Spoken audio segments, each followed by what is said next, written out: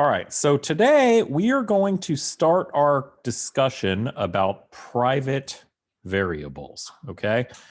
So before we start that, we're going to do a quick review because this review will help us understand why why the people who invented object-oriented programming decided to come up with this idea of private variables. So the first thing that we're going to do is we are going to create a circle class, all right? And what this class is going to do is this is going to track information about a circle. In particular, all we care about tracking is the radius of the circle and the area of the circle, okay? So if we were going to create a circle class, how would we start? Just yell it out when you know it. Anybody. Define it. Okay, how you do that?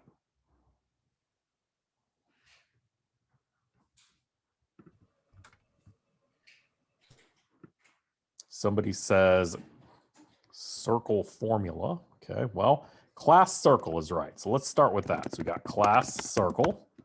Okay, now what comes next? DEF. Okay, somebody says def init. So that's the constructor. So def underscore underscore init underscore underscore. And then the first argument to init is Self. Okay, and then we're going to get radius. Yep. Okay, and so then we just do self.radius equals radius like this. All right, and that should be all that we need for now. Okay, now we want to compute the area. So how should we do that?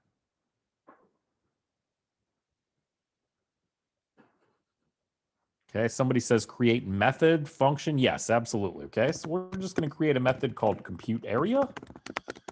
Okay, we're going to have self. And, I guess I'm going to need pi. So I'm going to go ahead and import the math library so that I can have access to pi. So we will do self.area equals, and this is something that I didn't talk about in previous lectures. I can create more attributes. So see how up here in init I did self.radius. I can create more attributes in other methods throughout my class. You don't have to just create them in the constructor. It's usually a good idea to create them in the constructor so that you kind of know which attributes there are in there, but you don't have to. Okay, so I'm going to do self.area equals, and then we'll do math.pi times. And what do I put after this? So it's pi r squared. So it's pi times the radius times the radius. So what do I put next?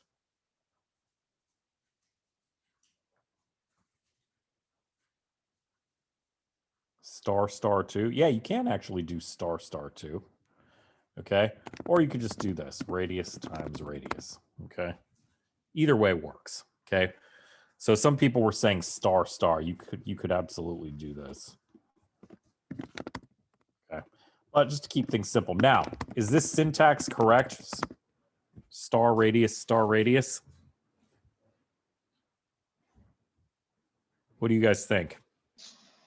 Doesn't it need to be self.radius? Absolutely, it needs to be self.radius. Okay. Okay.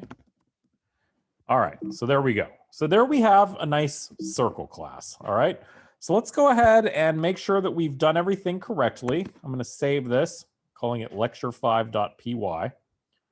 Okay. Somebody asked if we need to return it. Well, I'm going to say I don't need to return it because I'm going to just instead assign it to this variable self.area. Okay. So because I've done that, I've created a new instance variable called area, and I've set it equal to this value here. Now, what I could do is up here in the constructor, I could just go ahead and automatically compute it. Do that, right? Okay, so somebody says, I am confused from where did area come? So area, I just made it up. Okay, I can create any variables that I want inside of these functions, right? Just like here in init, where did radius come from? I just made it up, okay? I could have, self.foo equals 9, self.blah equals 10. Down here, I could have self.monkey equals balloon, right? I mean, I can make whatever variables that I want. Okay. So I'll just go ahead and leave all that extra stuff that I added in here for now to show you. Okay. So if I go over here and I say Python 3 lecture, oh, I need to do -I. Okay. So now if I do C equals circle, all right, and it wants to have a radius, so I'll just make the radius 10. Okay. If I go back, you can see I can do C dot radius. Okay. I've got foo and blah and area and monkey, so I can do C dot foo, C dot blah, C dot monkey, C dot area. Notice how my area was already calculated for me. Okay. It was calculated for me because when I initially called, C equals circle 10 right here, this line, okay, when I executed that line, it called the constructor, and the constructor actually computed the area. Okay, so when it went to compute the area, it said, all right, I'm going to go ahead and create a new instance variable called area, self.area. I'm going to put this calculation and store that result in self.area. That's also where self.monkey came from. Okay. All right. So now I've got a simple circle class. All right. I'm going to go through and I'm going to get rid of all this extraneous garbage that I put in here because I don't need any of this. Okay. So now the question becomes, now that we have this circle class, what do I want to say about private variables? Okay. This circle class suffers from a very interesting deficiency. Okay. And I'm going to show you what that is. So over here, let me just re-execute this. So I'm going to say C equals circle 10. Okay. And if I do C dot radius, I see that the radius is 10 and the area is 314.15. Okay. Now, suppose that I decide, you know what? I don't want the radius of my circle to be 10 anymore. I'm going to change it to 20. So I can just do C dot radius equals 20. All right. Now here's the problem. Okay. If I look at the radius, sure enough, the radius is 20, but look at my area. Okay. My area is now 314.15, or it's still 314. Shouldn't the area of my circle change to accommodate the fact that my radius is now a different value? Okay.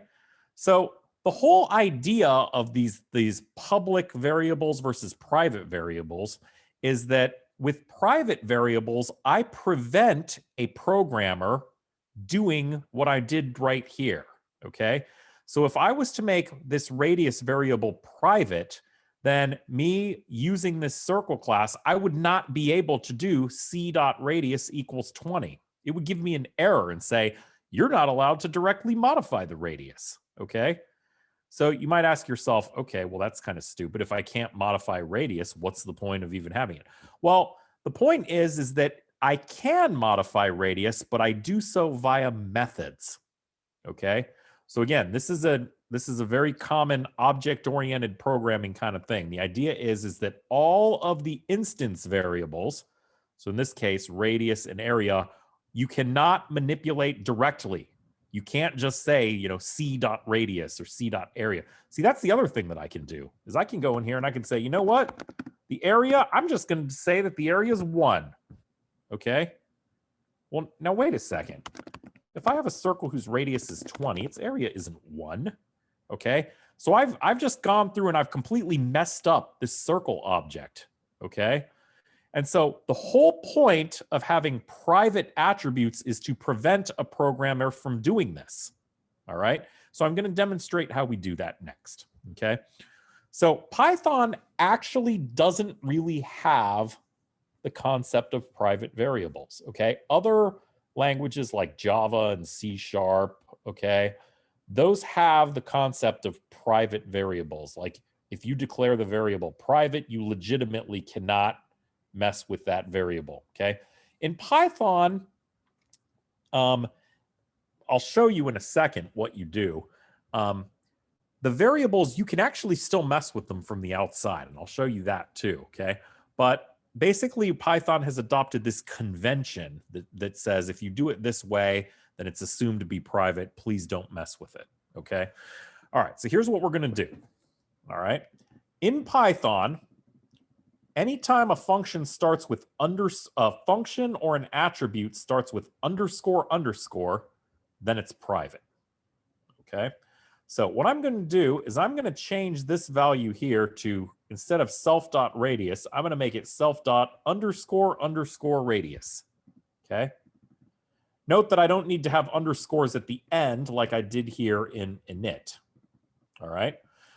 So now that I have, now my instance variable, instead of being named radius, it's named ___ radius. Okay. So down here in my area, I need to fix this. And I need to change this to ___ radius. Okay.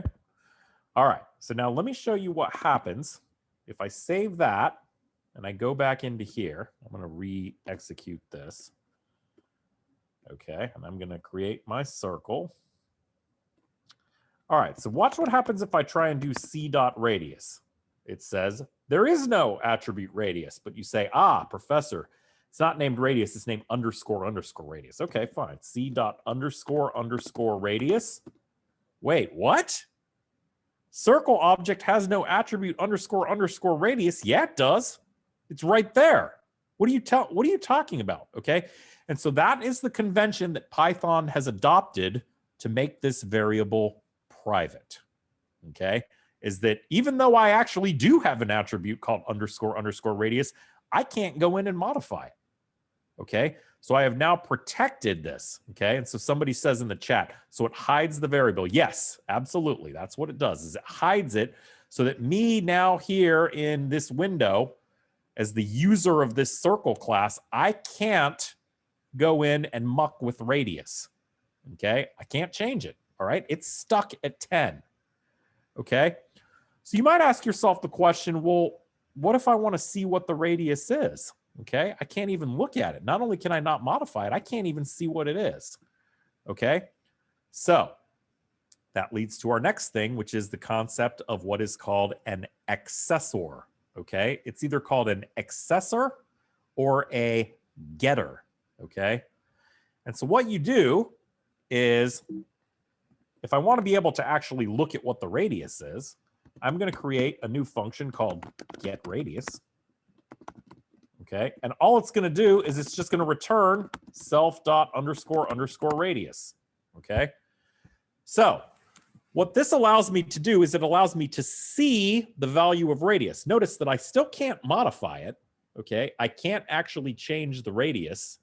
Okay, I have no way to do that. Okay, but I can at least see what it is. Okay, and so if I save this and I go back here, I rerun this. Okay, there's my circle again. Notice I still can't see c.radius. I can't see _radius. Okay, but I can do c.getRadius, and that returns me 10. Okay, so now I have a way to actually see what the value of the radius is. Okay, so these getters are very, very simple. All right, and all they're doing is they're allowing me to see what the value is.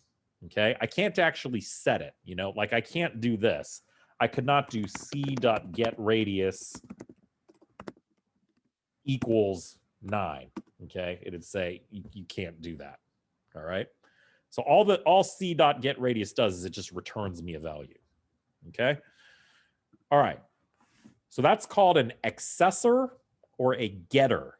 Okay, the two terms mean the same thing. All right, now suppose that I want the user to be able to actually, okay, somebody says, what if you return it in the middle method?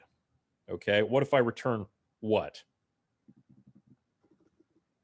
What do you mean? What if you, like instead of creating a new method, can you do return in the previous method where it says compute area right under it? Can you do return self.__ radius? Would that work? I could, but then that would be in compute area. So in other words, in order to get the value of radius, I would have to call compute area. But if you do compute area, it will still return it. That's what I'm trying to get to. Like technically you don't necessarily have to create a whole new method.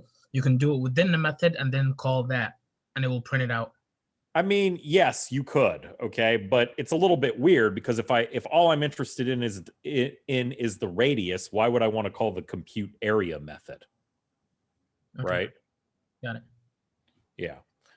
So for sure, I mean, I can return anything that I want anywhere. I mean, I could return that in the constructor if I wanted to, okay? But the point of a getter is to, this is a simplistic example where I only have one variable, the radius that I care about, okay? Imagine that I had 25 different variables, then it would be nice to have ways to look at or at least get the values of each of the things that are in there, okay? If you think back to my loan class, for example, if you want to get just the principal or just the interest rate or just the years, it'd be helpful to have a way to get just that piece of information without having to get all the rest of the crap that you don't want, okay? So that's why they have these. Okay, so now, sort of like the opposite or the corollary to a getter is a setter, okay? And so this is if I want to actually allow somebody to set the value of the radius, okay? So I'm going to create a function called setRadius, and then this one's going to take an argument. I'll just have it call the argument R. You can call the argument whatever you want, all right? And the point is that now I'm allowing the user to set the radius, but because I'm doing it inside of a function or a method, I can impose additional programmatic constraints here inside this function, okay? So for example, what I could do is I could say, all right, I'm going to go ahead and set the radius equal to the passed in value. But now that I have a new radius, I'm going to go ahead and just recompute the area, okay? So now I'm in a situation where anytime the user sets the radius, the area is automatically recomputed. So now I don't have any way as a user of the circle class to modify, to get the area out of sync. Okay, so let's actually take a look at that real quick. All right, so. All right, so if I go back here and I get there's my circle. Okay, you'll notice that I still can't see, underscore radius is hidden. Okay, c.radius isn't a thing. Okay, I can do c.getRadius to return 10. Okay, but now let's say, you know what? Oh, and I can do c.area. Okay, because area I have not yet made private. Okay, area is still just a normal public variable that I can access and modify. Okay, but watch this. Okay, if I do c.setRadius, okay, and now I make it 20. Okay. Now if I do let me first do c.getRadius to make sure that it took, okay, and it did. And if I do c.area, you see, oh, look, the area was automatically recalculated, okay? So by this way, I can force the object to stay in sync. If they change the radius, the area automatically gets changed, okay? Now, I still have an issue, and what's my issue? Does anybody know?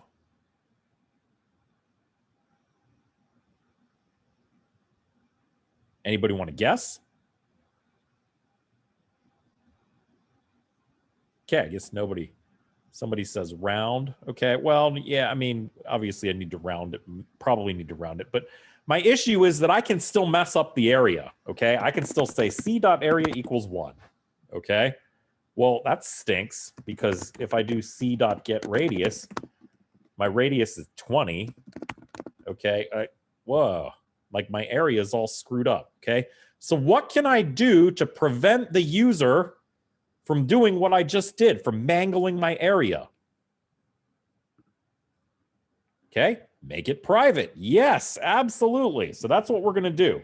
Okay, so over here in compute area, we're going to change this to __ area. So area is now a private variable. And that's probably the only thing that I need to do. Okay, so let's see what happens. Okay, I do this. Okay, then I have, where'd my Here we go. Okay, so there's my circle. So I c dot get radius. Okay, c dot area. Oh no! My circle object doesn't have an area attribute. Yeah, and somebody says in the chat, hey, don't I need a getter? Yeah, if I want to actually see what the area is, I guess I'm going to need a getter, right? Okay, so let's bail out of this. All right, let's go ahead and create a getter. So get area. And what are we going to do here in get area? Return. What are we going to return?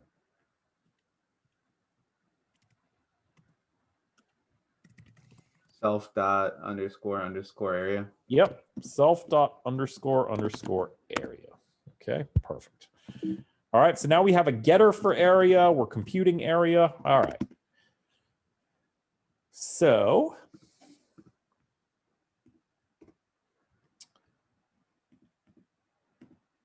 there's our circle. Radius is 10.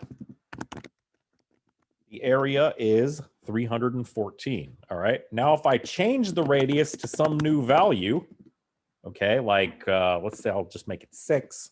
Okay. Then if I do c dot get area, you see how my area is already updated. Okay. And I have no way to go through and what's this? C dot area equals 1. Okay. I shouldn't have done that. Okay. What I did is I just created a new variable in this object called area and assigned it the value of 1. So that's something that I actually didn't talk about at the beginning is I can just arbitrarily, now that I have this C equals circle, I'm not stuck to just using, by the way, this is completely off the topic of today's lecture. Okay. But since I did it, now I have to explain it. Okay. Even though I want people to just use radius, you know, and these methods and stuff, there's nothing stopping me. I can go through and call c.foo equals blah. I can sit here and add all of the variables. This is something that's interesting and unique about Python, is that I can just, you know, I can do c.bar equals an array of numbers if I want to. I can just arbitrarily add new instance attributes, instance variables to this object, even if these values are just not defined anywhere here inside the class. Okay, so but the point is that c dot get area, okay, this has not changed. Okay, this is still 113. All right, I've created all these additional extraneous ugly variables that have nothing to do with my actual circle class, and that's an area where you need to be careful. That Python allows you to do this. But the actual variables that are defined here in circle, which are my radius and my area, I've not able to modify those directly. Okay, and so that's the whole purpose of private variables. Okay, does that make sense to everybody? Does anybody have any questions, or do you need me to, you know, explain it further?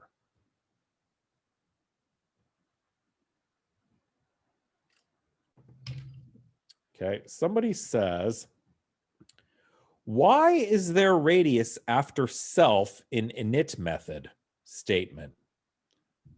Okay, why is there radius? Okay, so in the init method, I need to be able to pass something when I create the circle, okay? So if I want to be able to pass something, remember when I did c equals, where is it? This right here. Okay, so I need to give a name, a variable name to the argument that I pass into my function. Okay, if I don't do that, okay, if I were to remove this, okay, then I can't assign self underscore radius to radius because radius is now no longer a thing. So I just have to assign it to, you know, 0 or whatever else. And then I would have no way on initializing the circle to pass in a value, right? Instead, I would have to do something like this. I just have to do c equals circle with no arguments. Then I would have to call c.setRadius, and that's just extra code that I don't have to do. Okay, did that make sense? Okay. All right, so Just undo this. All right. So, all right. So now one other thing that I want to point out is that even though it seems like I can't access this underscore radius, okay, actually it turns out all Python is doing is hiding it from me, okay? And so here's what I can do. Let me show you this. This is kind of interesting, okay? If I go back in here, rerun, okay? If I do help, you can do help in Python on C. Okay. See how in here there's, there's my init, there's my compute area and my get area. Here's all my functions. Okay. But notice there's this underscore dict. Okay. So let's take a look at that. So if I do C dot underscore dict underscore, look at this. Okay. It says that there's this underscore circle underscore radius 10 and underscore circle underscore area 314. Okay, what if I do this? What if I do c dot set radius 20? Okay, and then I look at that dictionary again. Okay, so actually what's happening internally is Python is actually creating variables that have this weird naming. So it's underscore and the name of the class, and then the double underscore and the name of the variable. So you can actually, look at this. If I do c dot underscore circle underscore radius, okay, see how I was able to just access that? Okay, so Python is not like Java or C# or these other strongly typed languages in the sense that this is not really a private variable, okay? Because I can access it as I've just showed you. And in fact, look, I can actually even set this equal to a new value. Okay, see how I did that? And so now I've actually managed, if I do c.getArea, see my area is fouled up. Okay, it didn't update.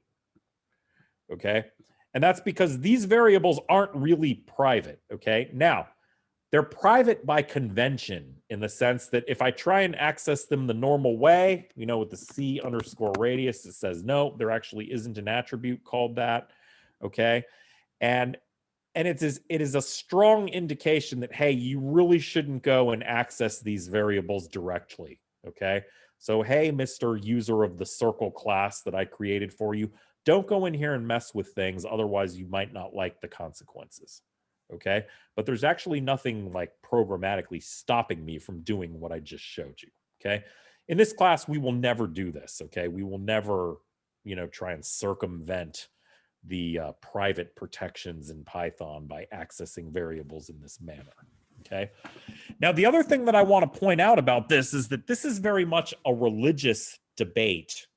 Okay, and if you read through Professor Schumann's slides on private versus non-private, okay, on the one school of thought there is, hey, like, you want to make sure that you have this data integrity and you want to make sure that people can't just modify the radius, and have it screw up the area, and you don't want people modifying the area directly, so you want to make them access everything through methods, and so that's why you have private variables, and that's object-oriented programming, right? And then there's other people who are like, yeah, but that just creates a whole lot of extra work. You have to write all this additional code. It's super confusing. It's a lot more natural to just say, c.radius equals 20 instead of c.setRadius 20, right? So, it's up to programmers to not be stupid. And so, we would rather just kind of have everything public and just have the programmer be careful to not do anything dumb. Okay. So it's a very, it's a philosophical argument more than anything else. Okay. Python people tend to, because Python by nature is not statically typed, it allows me to just sort of get busy. I can just create all these variables on the fly and kind of get moving quickly. They tend to be a lot less concerned about, strictness, and strongly typed rules and things like that. Okay. So if you read through Professor Schumann's lecture, he probably explains it a lot better than I just did. But for the most part, we're not really in this class going to be doing a lot of this private variable stuff. The only reason why we teach it is because in practice, you'll see it, okay? People who are, object-oriented programming purists who write Python libraries will absolutely use these principles. And if you end up doing some other programming language like Java or something later on, it's good to understand the idea that, yes, they have these things called private variables, and private variables are important. And this is what I just showed you is the reason why they came up with that, okay?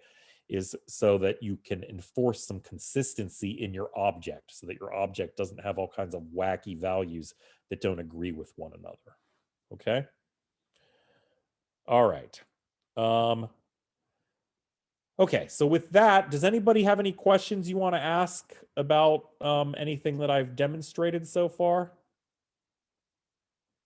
I have a quick question. I just Sure. came like 10 minutes ago. I was just confused with which one's the getter and which one's the setter. In this, Okay, the getter or the accessor is the one called getRadius. That's the one that's just returning the value of the private variable so that I can see what the value is. And the setter is this function right here. It's also called a mutator, okay? And this is the one that actually allows me to set the radius. And in addition to setting the radius, it allows me to impose additional logic. So in this case, when I set the radius, I'm also then forcing the area to be recomputed so that my area and my radius are always in sync. Okay. Would all getters have private variable in it, or is it just any variable per se? The only reason why you would need a getter is if you wanted to return the value of a private variable.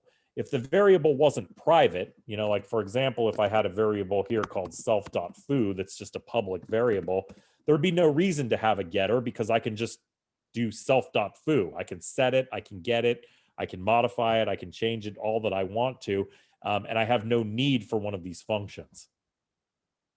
All right, thank you. Yep.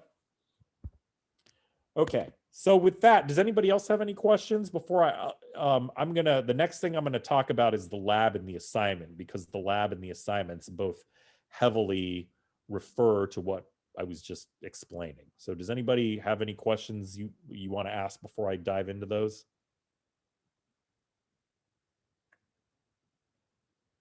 No? Okay, that's fine.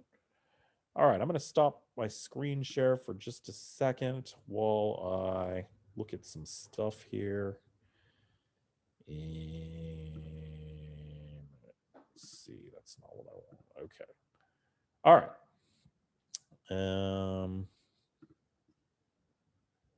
Let's see.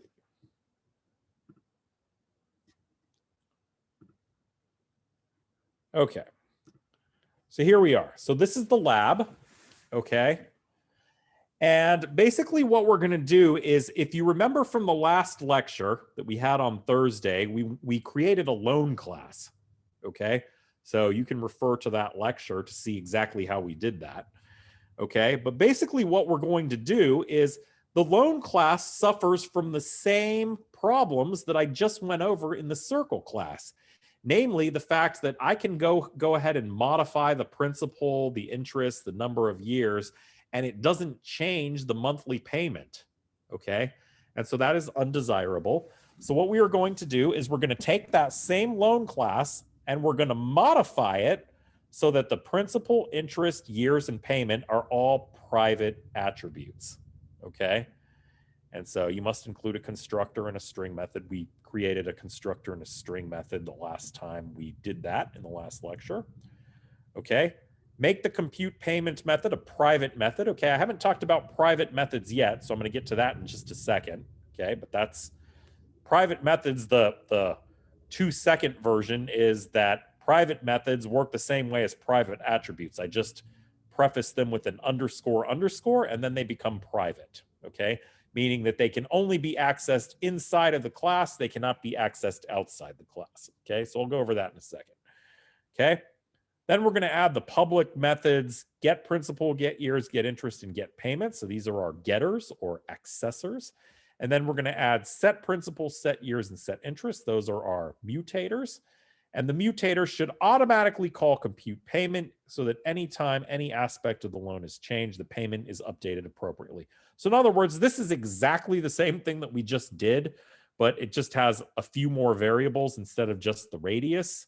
But other than that, it's basically the same thing. Okay. And then number 4, you're just demonstrating that your class works. Okay. You're going to create a loan class with these values. You're going to print that out. Then you're going to change the principal amount to a new amount. And then you're going to print it out showing that the payment automatically updated without you making any other changes. Okay. So does everybody understand that? Questions? Oh, there's something in the chat.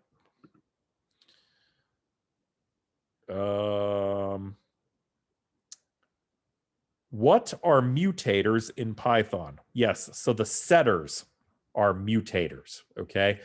I use the terms interchangeably. Anytime I talk about a setter where I'm actually allowing somebody to change the value of a private variable via a function or method, that function or method that allows me to do that is called a setter, S-E-T-T-E-R, or a mutator, okay? All right. Okay, so that's the lab. Does anybody have questions about the lab?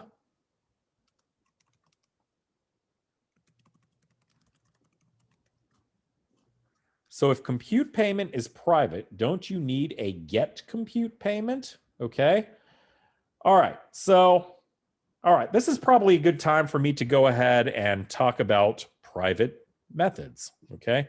So let's go back here to our circle class. Okay. So we really don't need compute area to be public because we don't need, we don't need somebody to say c.compute area, right? We don't need that to happen. That should just happen internally to the circle function. Okay, the area is just automatically calculated for you, and we don't need somebody from the outside calculating that. Okay, so all we're going to do is we're going to change this to underscore underscore.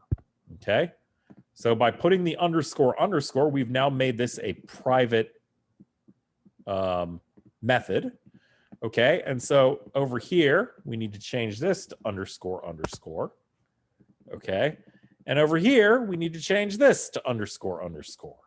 Okay, now your question is, if compute payment is private, don't you need a get compute payment? Okay, well, in this case, we're not talking about payments, we're talking about areas. So do we need a get compute area? No, because we already have a get area, okay? Really, the only thing that we want to get is the area. We don't want to get this formula or anything like that. We don't care about what the formula is. All we want to know is what the area is. We don't want to concern ourselves with the details of how the area was arrived at, okay? Now, in the case of area, everybody knows the formula for area, but think about like the Pokemon class where it drew a big picture of a Pokemon that we talked about, or the Billboard Hot 100 list where it somehow went out to the internet and down. Okay, we don't need to know how that works, okay? All we need to know is that, hey, I can call print out chart and it'll just print it out, okay? So if they have some kind of internal method that goes and makes an HTTP call and scrapes all the data and does all, we don't need to be able to explicitly call that, use it, or even care about it, okay? Somebody says, why area is private now, as the method is already private, okay? We made area private because we don't want somebody modifying area, okay? Remember when I was just doing, c.area equals 1, all right? I don't want people to be able to do that. I will tell you what the area is. You can see what the area is, but you don't get to set a value for it. So that's why we made it private, okay? All right, so I've now made basically everything is private, right? So the radius is private, the area is private, my function for computing the area is private, okay? The only thing that's public is I can look at the radius, I can set a new value of the radius, and I can look at the area, okay? I don't need to know how the area is computed, I just need to know what the area is, all right? So let me make sure I save this. Okay, so now if I go back in here, okay, you can see that if I do C equals circle 10, okay, I can't compute the area, okay?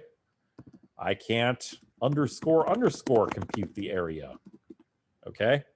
In other words, me as the user of the circle class, I don't need to ever explicitly compute the area. I don't need to know how to compute the area. It doesn't matter how to compute the area. All I need to know is that if I pass in the radius, the area is magically going to be computed for me. And I don't really care how that happened.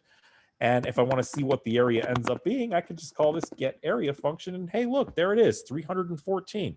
I don't know how the 314 got computed, okay? And it doesn't matter to me. All I need to know is that I can pass in a radius, I can change the radius to a new value, and then I can get what the area is, okay?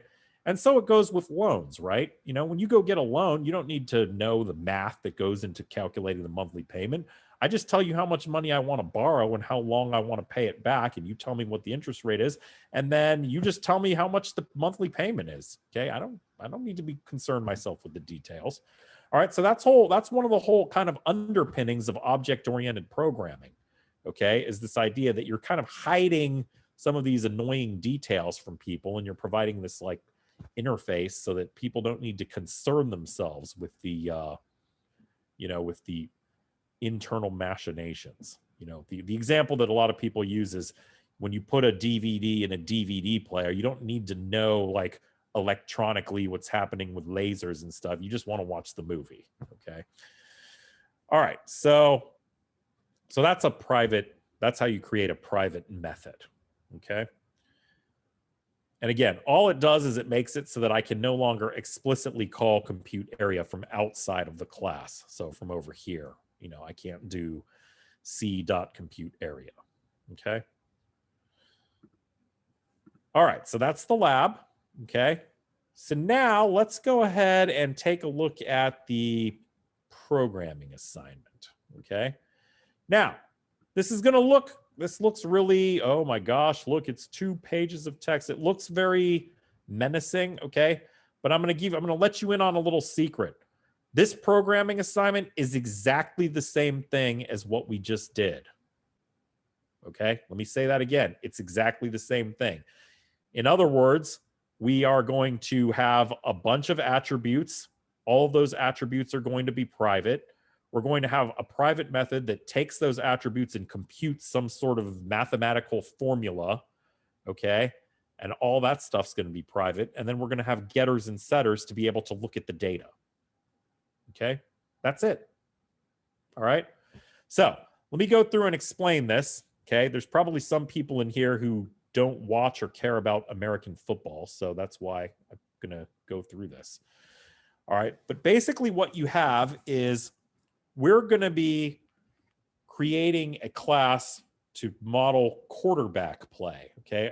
The quarterback is an important position in the game of American football. The quarterback is the person who gets the ball on every play and decides, I can either hand it off to some other player and he can start running with it, or I can run with it myself, or I can pass the ball to another player, okay? And the point is I'm trying to get the ball from one end of the field to the other field so that I can score what's called a touchdown, okay? So this first paragraph just has some information about what a quarterback is, all right? And so over the years, they have developed different ways of measuring what constitutes good quarterback play, okay? And so they have this formula called passer rating, okay? And it's about quarterbacks and they're throwing the ball to other players, all right? And so there are these 5 variables that are measured, okay? The first one is attempts. So the number of times the quarterback throws the ball to another player, that's an attempt, okay? So if in a particular football game, the quarterback throws the ball 10 times to another player, then that's 10 attempts, okay? Completions are the number of times that the quarterback throws the ball and a player who's on his own team actually catches the ball, okay? So if I throw the ball 10 times and the person that I'm throwing to drops it 3 times, then I've completed it 7 times. So I have 7 completions out of 10 attempts. Okay. Yards is the distance that I gain when I throw the ball. Okay. So in other words, if the guy that I'm throwing to runs 25 yards downfield and I throw the ball to him and he catches it and then is immediately tackled, then I have gained 25 yards on that play. Okay. Touchdowns. So again, in football, you score a touchdown by marching all the way to the end of the field. Okay. And if I get into the end of the field and I throw a pass and the player on my team is in what's called the end zone, okay, the end of the field, and they catch the ball in that end zone, then they score 6 points for the team, and that's called a touchdown. Okay. So every time you complete one of those passes in the end zone, that's called a touchdown. Okay. And then an interception is when you're trying to throw it to somebody on your team, but somebody from the other team actually catches it instead. Okay. That's very bad. You don't want to do that. And so interception is when that happens. So when somebody from the opposing team catches the pass that you tried to throw. Okay. So these 5 things are what we are keeping track of: attempts, completions, yards, touchdowns, and interceptions. So these are going to be our 5 instance variables. Okay. Now, there's a pretty complicated formula that goes into calculating, given attempts, completions, yards, touchdowns, and interceptions. This formula will tell you, will tell you how good the quarterback's game was. Okay. And so they have this thing. There's actually a Wikipedia article called passer rating. Okay. So if you look up passer rating on Wikipedia, you can read a whole explanation of how they came up with this. Okay. And yes, I was watching the Super Bowl when I made this assignment. So sorry about that for those of you who hate football. So this is the formula for computing passer rating. All right. There's 4 different parts here. So there's part A, which is completions divided by attempts minus 0.3, and then all of that times 5. And then part B is this, and part C and part D. All right.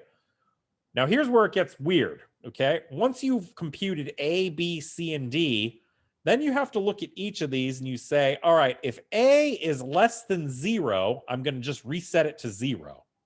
And if it's greater than 2.375, I'm going to reset it to 2.375. Okay. So in other words, if you go through and you calculate A and it calculates out to be -2, then you're going to actually set A equal to 0. Okay. Likewise, if you calculate B and you do this calculation and it comes out to be, 3.9, you're going to say, oh, 3.9 is greater than 2.375. So I'm going to reset B to 2.375. Okay. So in other words, no matter what you do in these calculations, the lowest that it can be is 0 and the highest that it can be is 2.375. Okay. Once you've done all that, then you plug the new values, if you've had to change any of A, B, C, or D subject to the 0 and the 2.375, you plug those new values into this formula, which is A plus B plus C plus D divided by 6 times 100. Okay. And that's how you end up with the final passer rating value. Okay. So all of that is a really, really long way of saying we're doing the exact same thing that's in the loan class. The only difference is that my formula for computing, I'm not computing payment, I'm computing passer rating. And my formula is a little bit more involved. It's going to have some if statements and things like that potentially. Okay. But ultimately, I'm just computing a value. Okay. So what we're doing is we're creating a QB stat class. You need to have a constructor. You need to have an __str __ method. That's the string method. All right. This is exactly what I want the string to look like. So it's going to have the quarterback's name. Then it's going to have the number of completions over the number of attempts. So in other words, in the Super Bowl, Tom Brady completed 20 passes and he attempted 29 throws. So he completed all but 9 of his throws. He got 201 yards So that was the total. That's the total number of yards. He threw for 3 touchdowns, did not have any interceptions. And then the rating that was calculated based on all those numbers is 125.8. Okay. And so this is an explanation of how I want the string method to look. Okay. And here's a list of the attributes. So it's going to have the quarterback's name, attempts, completions, yards, touchdowns, and interceptions. Okay, we're making all of these attributes private. We're going to have the passer rating be private. Okay, we're going to have the compute passer rating method be private, just exactly the same as what I showed you with the circle class. All right, now here's where it gets a little bit different. Okay, so we are going to add 4 public methods. So instead of having all these getters and setters, okay, I don't want you to do getters and setters. In this case, what I want you to do is I want you to do these methods, okay? So incomplete pass is a method. It doesn't accept any arguments. And all it's going to do is it's going to increase the number of attempts by 1, okay? And then complete pass is going to, you can read all these instructions. I don't need to go through all these, but for like complete pass, you're going to increment attempts by 1. You're going to increment completions by 1. And you're going to increment yards by whatever value is passed in. So if I passed in 5, then I take self dot underscore underscore yards and add 5 to it. Okay. And then same thing for touchdown passes and then interceptions. So it tells you which variables need to change here. Okay. But the last thing that I wanted to go through is I want to show you this example of the program running, okay? So I initialize my variable QB, and I'm setting it equal to this QB stat object that we're creating in this assignment. So I have Deshaun Watson, okay? Then I call incomplete pass, okay? So in other words, he has 1 attempt. Then I do a complete pass for 17 yards and 12 yards. Then I have an incomplete pass. Then I have a touchdown pass of 32 yards, a complete pass. Passes can be completed for negative yards, by the way, if you throw the pass backwards, you know, or if you complete the pass, then the guy starts running the wrong way. Okay. And then he throws an interception. Okay. So when I initially start, Deshaun Watson has 0 attempts, 0 completions, 0 touchdowns, 0 yards, 0 interceptions, and no quarterback rating. Okay. When I'm done with all this, you'll see that he's thrown 1, 2, 3, 4, 5, 6, 7, 8. He's thrown 8 passes. Okay, so that's where this 8 comes from. All right, how many did he complete? Well, he completed 1 here for 17, 2, 3. A touchdown is a completion, so that's 3, 4, 5. He completed 5 passes. So that's where we get the 5 out of 8. Okay, the 69 yards, if you add up all these numbers, 17 plus 12 is 29, plus 32 is 61, plus 9 is 70, minus 1 is 69. So that's where the 69 yards comes from. The 1 touchdown is because he threw this 1 touchdown pass. And the 1 interception is down here at the end. He threw an interception. Okay. So these are his numbers. And based on 5 out of 8 for 69 yards, 1 touchdown, and 1 interception, his rating with that ridiculous formula I just showed you comes out to be 90.1. Okay. Now, this is if I just initialize this quarterback object empty and then I increment all these things. Okay. Now, in my second example, all right, for QB2, I'm initializing Tom Brady to have all these numbers already. And so in the constructor needs to accept attempts, completions, yards, touchdowns, and interceptions. And then when I print out all the information, you'll see that it's parroting back all this same stuff. Okay. But you'll see that it actually prints out his rating. Okay. And these were Tom Brady's actual numbers in the Super Bowl, 20 out of 29 for 201 yards, 3 touchdowns. Okay. So that's kind of what I want the program to do. Now, does anybody have any questions about what I just went over? Okay. Let's see. Somebody says you make it sound so easy. I mean, it's a little bit more involved, but I mean, the concepts of what I talked about with regards to private variables and all that, it's exactly the same. Okay. Yes, Carson Wentz would have a very low passer rating. Carson Wentz had a terrible season this year. And yes, the default is set to 0. You're actually, when you compute quarterback rating, okay, because you'll notice if I go back to this formula, because you have these /0, okay, initially you can't divide by 0. So you're going to need to put in some logic that says, hey, if the quarterback hasn't done any attempts, if he's got 0 attempts, then just go ahead and set his passer rating equal to 0. Okay. So yeah, that's a good catch. Somebody says, will we discuss this again? We'll only discuss it again if people have questions. I'm not going to go through this all over again. Somebody says a lot for later. Great. Yeah, that's why I went over it. I want you guys to take a look at it. And then if you have questions, bring them to class on Thursday. Okay, somebody says there is no private methods or attributes for assignment. That is incorrect. That is a lie. There are private methods or attributes.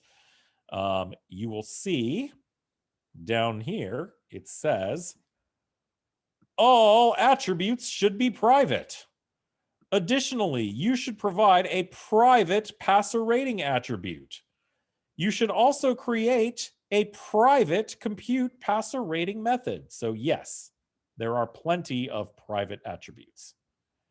Tom Brady was a monster on Sunday. I agree. He played a very good game. Okay, so somebody says 0 for number. Yeah, 0 for negative numbers and 2.375 for anything greater than it, but anything in between keeps the same value. Yes, absolutely. Okay, so going back to that formula, okay, so if part A, if the result is -2, then I actually just change A to 0. If the result is -0.001, I change it to 0. If the result is 2.4, I change it to 2.375. If the result is 27, I change it to 2.375. If the result is 1.6, that's in between, so I just keep it at 1.6. Okay, so anything in between, yes, keeps the same value. So if A calculates out to 2.127, then 2.127 stays as the value. You only have to adjust it if it's below 0 or greater than 2.375. Okay, good question. All right, so at any rate, take a look at it. Try and get this working. And there's plenty of data out there on sports websites, ESPN. Plus, I actually uploaded an example file so you can test it to make sure that your stuff works. The example file that I put up there was actually Patrick Mahomes' it's every single pass that he threw during the Super Bowl. So you can run that program and your numbers should end up being exactly what Patrick Mahomes' numbers were in the Super Bowl. Okay, and then somebody says, I forgot how to round. Can you please show us how to do it? Okay, sure. There's lots of different ways to do it, but I'm going to show you the easiest way, okay? We can both round and do string formatting at the same time, okay? So suppose that I have a number like this, A equals 112 point, all right, and there's my number, okay? So what I can do is I can say, I'm going to create a formatting string, okay? So what a formatting string looks like is I'm going to put in quotes, I'm going to have a curly brace, then I'm going to have colon, all right? Now, in this case, for my quarterback rating, I want to round it to 1 decimal place, okay? So I'm going to do 0.1 F, okay? That means I want 1 digit after the decimal place, and F means that I'm expecting a floating point value, all right? And then I do closing curly brace, close quote, okay? Now, I know this is kind of a lot, all right? And I don't want to get into a whole huge discussion of formatting. That's why I'm going to just show you how to do it exactly for this assignment, okay? So we got curly brace, colon, dot, 1F, close curly brace quote, all right? And then if I do dot format like this, I can pass in A, okay? See that? All right, so this did 2 things. It rounded it from 112.28 to 112.3, and it converted it into a string for me. Okay. Super helpful. Okay. Now somebody points out you can also do round. Okay. All right.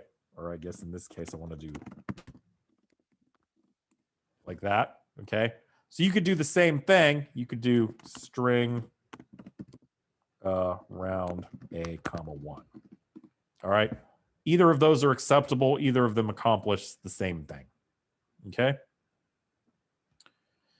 All right. Well, it's after 8 o'clock, so I'll stick around if people want to ask any questions, but that's all I had for today.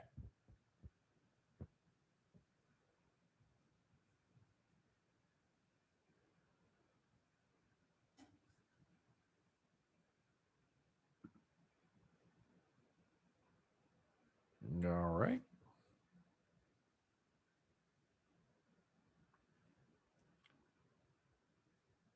Okay. Thank you, everybody. I will see you guys on Thursday.